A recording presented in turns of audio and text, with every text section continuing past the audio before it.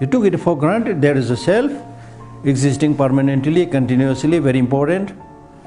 It must be looked after. But now you start asking the question, where is this self?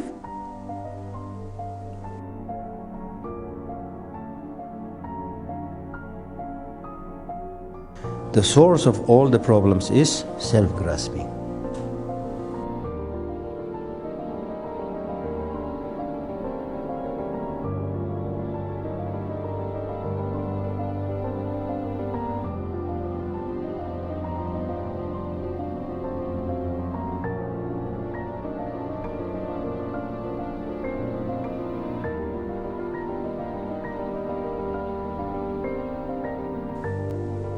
So therefore it is important to now ask the question, I've developed so much, I've done so much, worked so much, until I'm completely tired. Until I'm at my deathbed.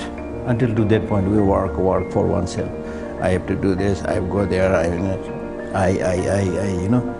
Now tell me, where is this I for which you worked so hard? Without question, who is this boss? Your I is your boss. Invisible boss.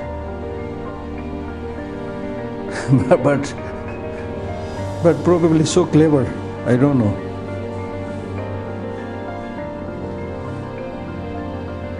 That I made you serve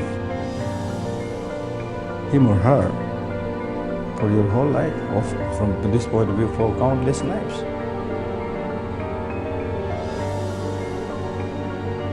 You're unquestioningly kind of following the dictates of that self, because you have no idea who is this self.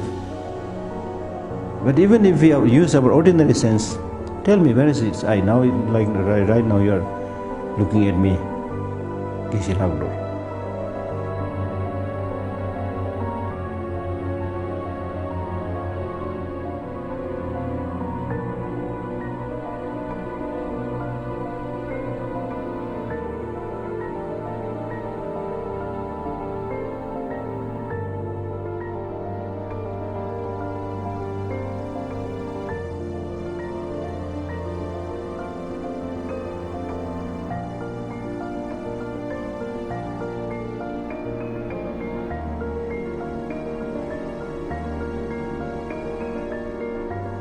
And what you are seeing here is Geshe Lhakdor's body.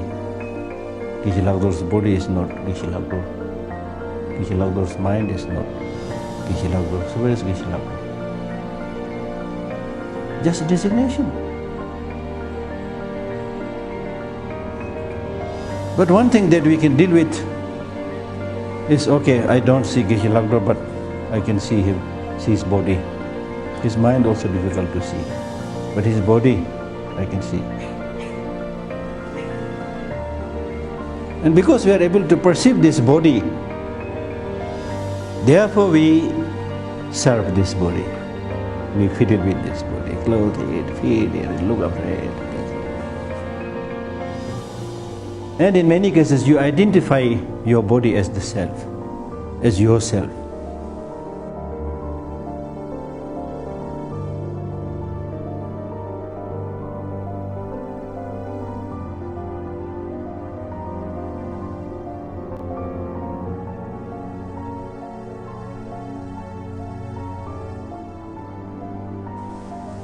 Therefore, he is talking about the need to do this meditation on the four very important points: the body, the feeling, the mind, and the rest of the phenomena. What is their real nature?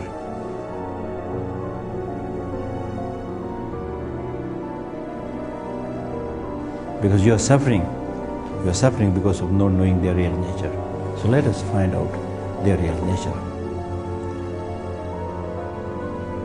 Philosophers over like thousands of